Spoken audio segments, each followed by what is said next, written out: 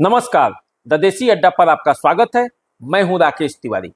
देखिए, कांग्रेस के प्रदेश अध्यक्ष अखिलेश प्रसाद सिंह के पुत्र एवं महाराजगंज से कांग्रेस के प्रत्याशी आकाश प्रसाद सिंह महाराजगंज क्षेत्र में जन आशीर्वाद यात्रा पर आज से निकल रहे हैं। प्रण है आकाश का, महाराजगंज के विकास का। इसी नारे के साथ आकाश प्रसाद सिंह महाराजगंज के चुनावी रण क्षेत्र में आज से उतर जाएंगे। वैसे कल भी उन्होंने महाराजगंज क्षेत्र का दौरा किया था और पूर्व विधायक धूमल सिंह के गांव में नचाप में एक यज्ञ हो रहा था, वहां शामिल हुए थे। पिता और पुत्र दोनों हेलीकॉप्टर से वहां पहुंचे थे और उन्हें देखने के लिए लोगों की भीड़ लगी थी। लेकिन इन सब के बीच मोतिहारी से आसान नहीं है आकाश प्रसाद सिंह के लिए महाराजगंज का रास्ता। जितना कठिन चुनाव पिछले बार आकाश प्रसाद सिंह के लिए मोतिहारी का था, उससे कम कठिन महाराजगंज लोकसभा का चुनाव नहीं रहने वाला है। ऐसा मैं क्यों कह रहा हूं, ये बात भी आपको बताऊंगा, तथ्यों के साथ आपको समझाऊंगा। लेकिन उससे पहले मैं बता दूं कि आकाश प्रसाद सिंह कहां कहां जाने वाले हैं और किन किन क्षेत्रों के लोगों से संपर्क करने वाले हैं। इसके लिए बाज़ाब्ते उन्होंने पोस्टर भी छपवाया है, लोगों के बीच प्रचार प्रसार भी चल रहा है। तो आकाश प्रसाद सिंह पटना से अपनी यात्रा शुरू करेंगे। घर से निकलेंगे तो तरैया, मसरख, सहाजितपुर, बनियापुर, जलालपुर, बसडिल्ला, दाऊदपुर, एकमा, चंचौरा, महाराजगंज, अफराद, लद्दी, गोरियाकोठी, बसंतपुर, मलमलिया, 22 कट्ठा, दुमदुमा और देवरिया, इन सब जगहों पे जाएंगे, लोगों से मिलेंगे, सभा को भी संबोधित करेंगे। जो छोटी बड़ी सभाएं होती हैं, नुक्कड़ सभा होता है, वो सब आकाश प्रसाद सिंह करेंगे। लेकिन इन सब सभाओं के बीच और इन सब जनसंपर्क के बीच एक बात तो तय है कि कांग्रेस ने यहाँ से प्रत्याशी देने में देरी की और इस देरी को भुगतना पड़ेगा आकाश प्रसाद सिंह को, क्योंकि उनके पास अब समय नहीं है उतना कि हर हर गांव में जा सकें, सभी मतदाताओं से मिल सकें, जो कि महाराजगंज का मिजाज पिछले कुछ चुनावों से देखा जा रहा है कि हर प्रत्याशी का गांव-गांव तक संपर्क रहा है और उन संपर्कों के आधार पर वे जाते रहे। तो चलिए, ये तो जनसंपर्क की बातें हुई। अब जरा बात कर लेते हैं कि आकाश प्रसाद सिंह के लिए महाराजगंज का रास्ता मोतिहारी से आसान नहीं है। ये यदि मैं कह रहा हूं तो क्यों कह रहा हूं? देखिए, 2019 का चुनाव आकाश प्रसाद सिंह मोतिहारी से लड़े थे राष्ट्रीय लोक समता पार्टी के टिकट पर। राष्ट्रीय लोक समता पार्टी उपेंद्र कुशवाहा की पार्टी थी, जिसका महागठबंधन में 19 में समझौता था। उपेंद्र कुशवाहा 2019 के चुनाव में महागठबंधन के साथी थे और उनको 5 सीटें मिली थी। इन 5 सीटों में से एक सीट अखिलेश प्रसाद सिंह अपने पुत्र के लिए ले लिए थे और वो सीट था पूर्वी चंपारण, यानी कि जिसका मुख्यालय मोतिहारी है। और वहां मुकाबला राधा मोहन सिंह से हुआ। जब राधा मोहन सिंह से मुकाबला हुआ तो आकाश प्रसाद सिंह 2,93,648 मतों से चुनाव हार गए। समझ सकते हैं, बिल्कुल एक तरफा हार मिली थी आकाश प्रसाद सिंह को। राधा मोहन सिंह को 5,77,787 मत मिले थे, जबकि आकाश प्रसाद सिंह को महज 2,84,139 मत ही पाए थे। ये उस सीट की स्थिति है जहां 2004 में खुद अखिलेश प्रसाद सिंह चुनाव जीते थे राजद के टिकट पर और फिर केंद्र में मंत्री भी बने थे। तो उस मोतिहारी में कठिन इतना डगर जो था वो इतना मुश्किल था। तो महाराजगंज में आसान है कि नहीं, ये भी जानना है। पिछले बार जो महागठबंधन के प्रत्याशी यहाँ थे रणधीर सिंह, वे भी जब चुनाव हारे थे महाराजगंज से तो 2,30,772 मतों से चुनाव हारे थे। जनार्दन सिंह सिग्रीवाल को 5,46,352 मत मिले थे, जबकि रणधीर सिंह को 3,15,580 मत प्राप्त हुए थे। तो आप समझ सकते हैं कि मोतिहारी यानी कि पूर्वी चंपारण और महाराजगंज में महागठबंधन की स्थिति न वहां अच्छी थी न यहां अच्छी थी। दोनों जगह मुश्किलें बराबर थी।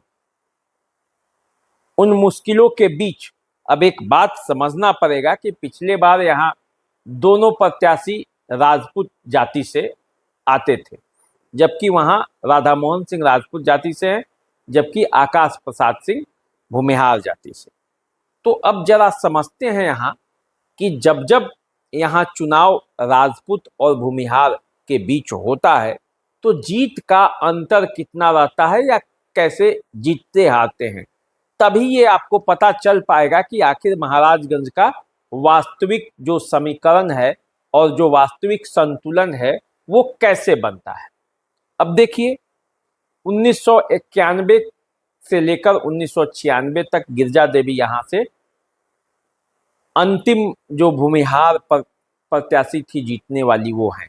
पहली महिला प्रत्याशी थी जो जीती और अंतिम भूमिहार प्रत्याशी थी अब तक में वो गिरजा देवी थी जो 91 में जीती थी। उसके बाद यानी कि 96 से लेकर और 2024 के बीच में पार्टी चाहे जो हो, जीतने वाला हर प्रत्याशी राजपूत ही होता है। एक दो चुनावों में भूमिहार प्रत्याशी यहाँ से हुए, लेकिन जीत का सेहरा जो है वो हमेशा राजपूत प्रत्याशियों के सर पे ही बंधते रहा और इसीलिए बीच के चुनाव में ऐसा हो गया कि राजपूत ही राजपूत से चुनाव लड़ते थे, जीतते थे या हारते थे, दोनों स्थिति में वही था। क्योंकि जब जब यहाँ राजपूत और भूमिहार चुनाव लड़ते हैं तो फिर एक कॉमन फैक्टर, एक आपसी लड़ाई होती है राजपूत और भूमिहार का। महाराजगंज का ये इतिहास है। यहाँ वो चुनाव जैसे ही किसी पक्ष में भूमिहार प्रत्याशी चुनाव मैदान में उतरते हैं तो ये एक लड़ाई यहाँ हो जाती है। और अभी जो एनडीए के प्रत्याशी हैं जनार्दन सिंह सिग्रीवाल, उनके वो जाति से राजपूत है। अब कांग्रेस के जो प्रत्याशी हैं आकाश प्रसाद सिंह, वो जाति से भूमिहार है। तो अब दोनों में लड़ाई एक बार फिर आमने सामने की है। तो अब देखते हैं कि जब लड़ाई हुई है भूमिहार और राजपूत में तो पलड़ा कैसे भारी रहा है और कैसे कौन जीता है। अब बात कर लेते हैं यदि 13 का उपचुनाव का, तो 13 के उपचुनाव में प्रभुनाथ सिंह आरजेडी के प्रत्याशी थे और पीके शाही जो कि भूमिहार जाति से थे वो जनता दल यू के प्रत्याशी थे। जनता दल का पूरा सपोर्ट था, बीजेपी का पूरा सपोर्ट था, क्योंकि तब दोनों साथ ही में थे। इन दोनों के सपोर्ट के बावजूद भाजपा और जनता दल यू का लहर भी था। उसके बावजूद पीके शाही को मात्र 1,56,890 मत मिला और प्रभुनाथ सिंह को इस चुनाव में 2,33,452 मत मिले। 76,562 मतों से पीके शाही चुनाव हार गए। तो ये उपचुनाव में जब भूमिहार प्रत्याशी एक प्रभुनाथ सिंह के सामने पड़ा तो उसकी ये स्थिति थी। ऐसा नहीं है कि केवल प्रभुनाथ सिंह और पीके शाही के बीच लड़ाई थी। इस चुनाव में जितेंद्र स्वामी, वो भी राजपूत जाति से ही हैं, वे कांग्रेस के प्रत्याशी के तौर पर चुनावी मैदान में उतरे थे। 33,905 मत काट लिए थे। इसके बावजूद ये स्थिति था कि प्रभुनाथ सिंह जीत गए। अब देखिए 1991 की ही बात करते हैं। 1991 में गिरजा देवी जनता दल के टिकट पर लड़ी थी, जाति से भूमिहार आती। राम बहादुर सिंह राजपूत जाति के थे, उनको पराजित किया था गिरजा देवी। और तब रामुदेश्वर शर्मा खुद वो भी भूमिहार जाति से थे, बीजेपी के टिकट पर चुनाव लड़ रहे थे। और तब 2,39,700 मत गिरजा देवी को मिला था और 2,15,365 मत मुश्किल से 23,000 मतों से पराजित कर पाई थी गिरजा देवी तब राम बहादुर सिंह को। तो पूरा समीकरण यदि देखते हैं तो इसी तरह का है। महाचंद्र सिंह भी 1998 में प्रभुनाथ सिंह के खिलाफ चुनावी मैदान में आए थे और प्रभुनाथ सिंह ने बड़े मतों के अंतर से उन्हें पराजित किया था। फिर जब 99 में चुनाव हुआ तो वही स्थिति हुई। 2014 का जब चुनाव हुआ, जब धूमल सिंह चुनावी मैदान में थे जनता दल के टिकट पर और जनार्दन सिंह सिग्रीवाल बीजेपी के टिकट पर थे, प्रभुनाथ सिंह आरजेडी के टिकट पर थे, तो दो राजपूतों के बीच तब भी धूमल सिंह नहीं निकल पाए। धूमल सिंह भूमिहार जाति के बड़े कद्दावर नेता हैं। तो ये स्थिति महाराजगंज की है जो आंकड़े बताते हैं। अब इस बार के चुनाव में क्या परिवर्तन होगा, कौन सी हवा बहेगी, क्या कोई नया इतिहास रचा जाएगा, ये अलग बात है। इस बार भी 4 प्रत्याशी मुख्य तौर पर चुनावी मैदान में उतरने वाले हैं। 2 तो उतर चुके हैं और 2 निर्दलीय हैं।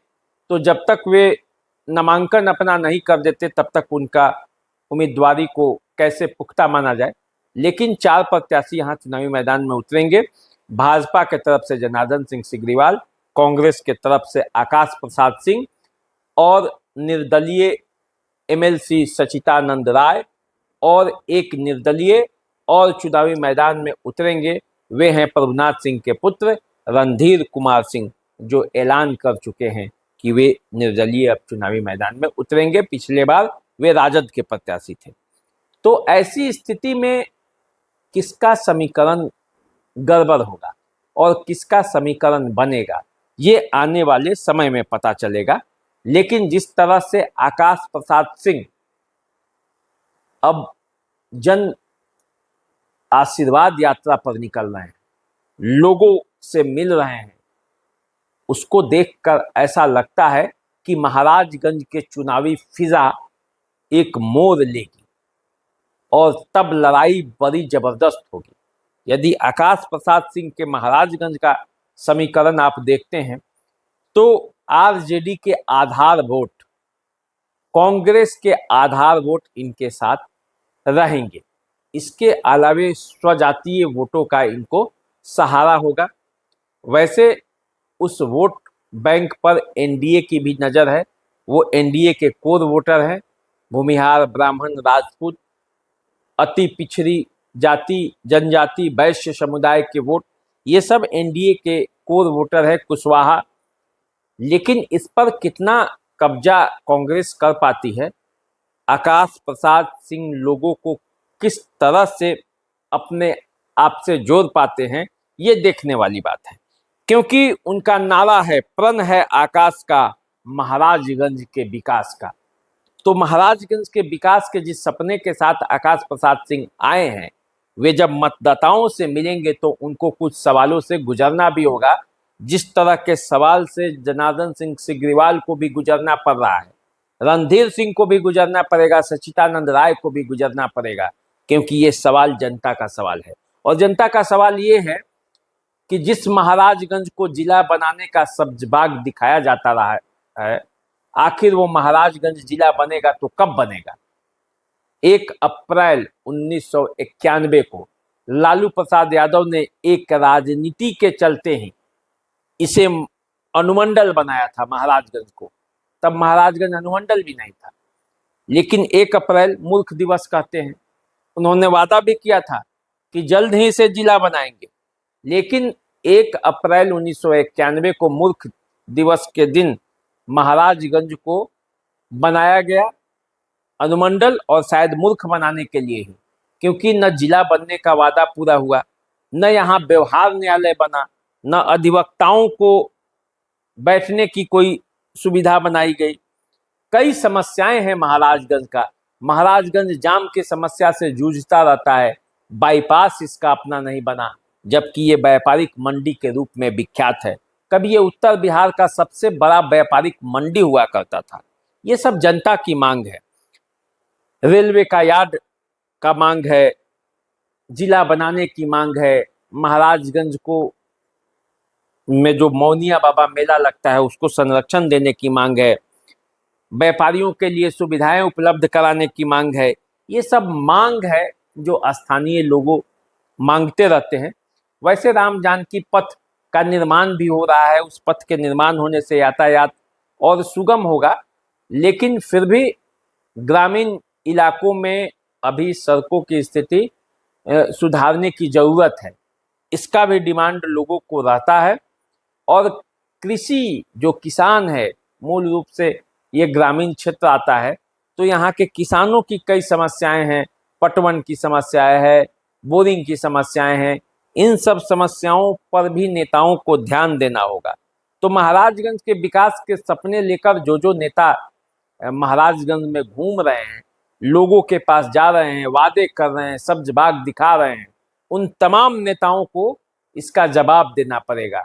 जो पहले से सत्ता में रहे हैं उनको भी, और जो नया सपना दिखाने आ रहे हैं उनको भी। दोनों नेताओं को महाराजगंज के लोगों को दिखाना पड़ेगा कि कैसे महाराजगंज के विकास के लिए उनके पास क्या प्राथमिकता है, और क्या ये वादे भर रह जाएंगे या फिर महाराजगंज का विकास होगा भी। तो चलिए फिर हम बात करेंगे आपको महाराजगंज से जुड़ी हुई और चुनाव से संबंधित जो बातें होंगी। आज बस यहीं तक। आप हमारे चैनल को सब्सक्राइब कर लीजिए, फेसबुक इंस्टाग्राम पे हमें फॉलो कीजिए। अभी दीजिए इजाज़त, नमस्कार।